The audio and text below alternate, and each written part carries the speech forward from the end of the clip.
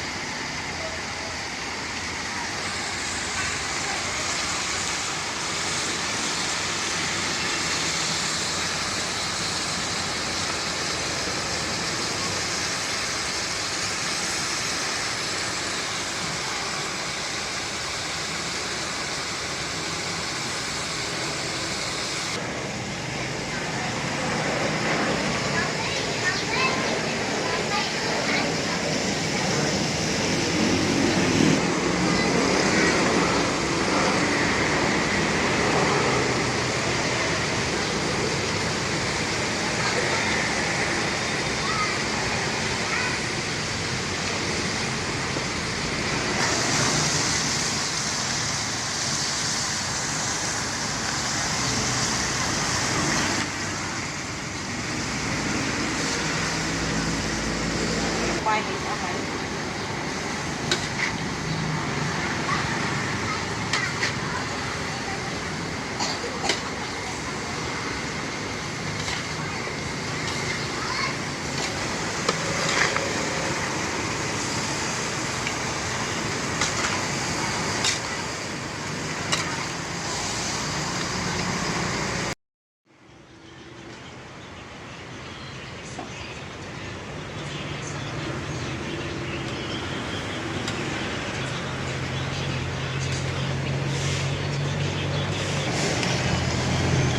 Kau para con muối mình giờ con đi.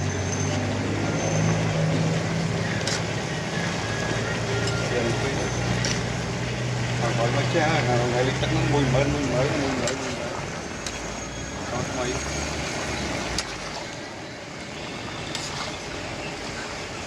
Này. Sao rồi? Đi cái. Cá không? Ê cá? Còn mấy cái cây còn ngon. Vâng. Phun thành con. Thế có on hả? Không có mấy con bôi lại đi.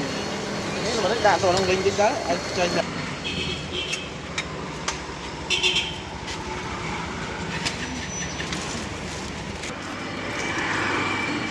Thế cũng quá món bên đâu đó thì tụi con anh đi. Giờ mới thấy ai qua lấy tục lên đó.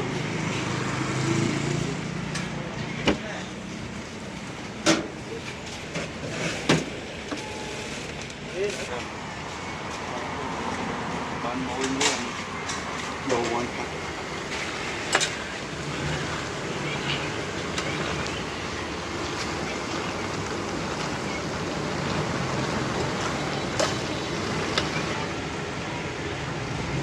Tụi xa chứ ai qua rồi.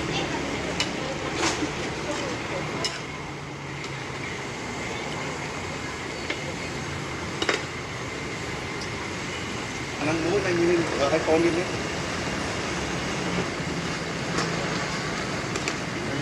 đồ giờ hai con đôi ăn đồ giờ này đồ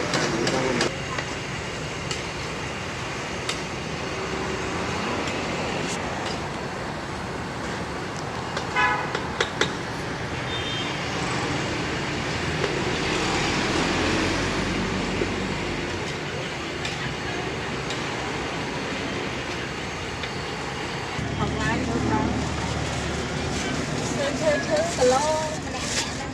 lố bơi với thử tắc năm sờ rôm lăng thứ mà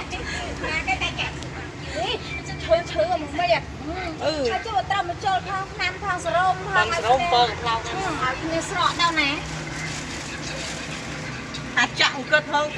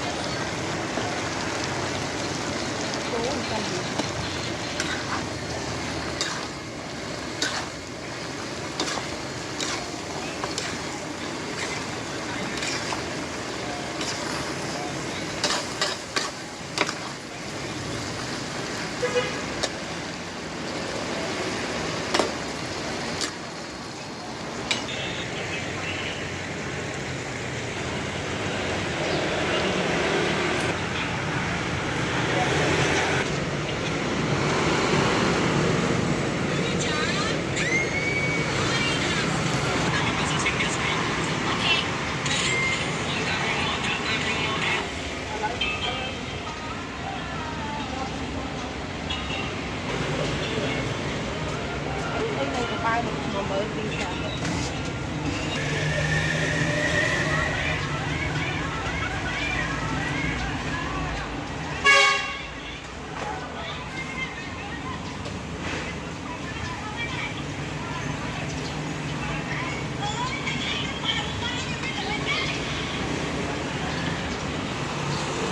cắt cái mấy đấy lục cái sao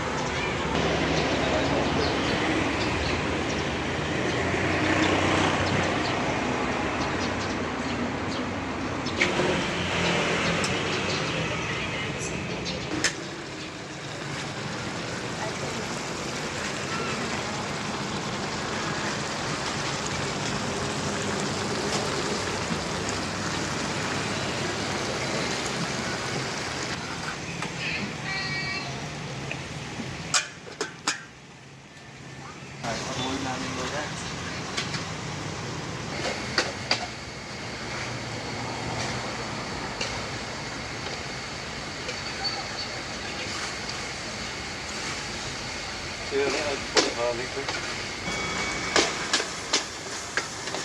như tớ bạn ô phố có là gì đi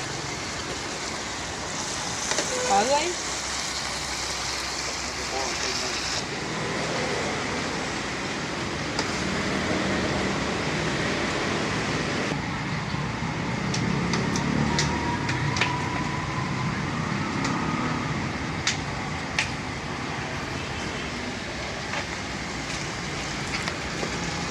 tôi sẽ ốp cái kia các bạn này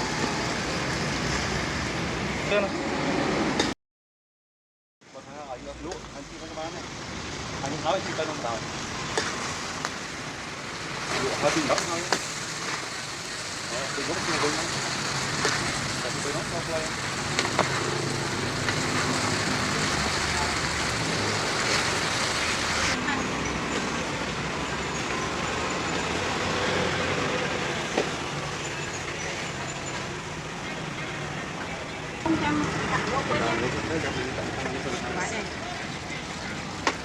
thử tam nhung lắp nhung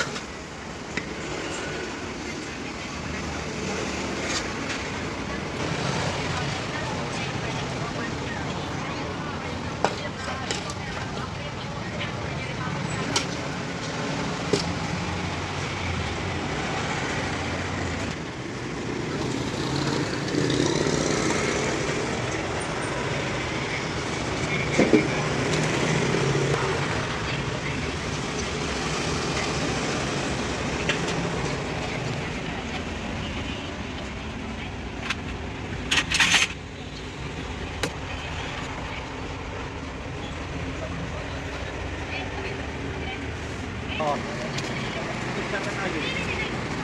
Tôi bao nhiêu thôi cao rồi này đâu có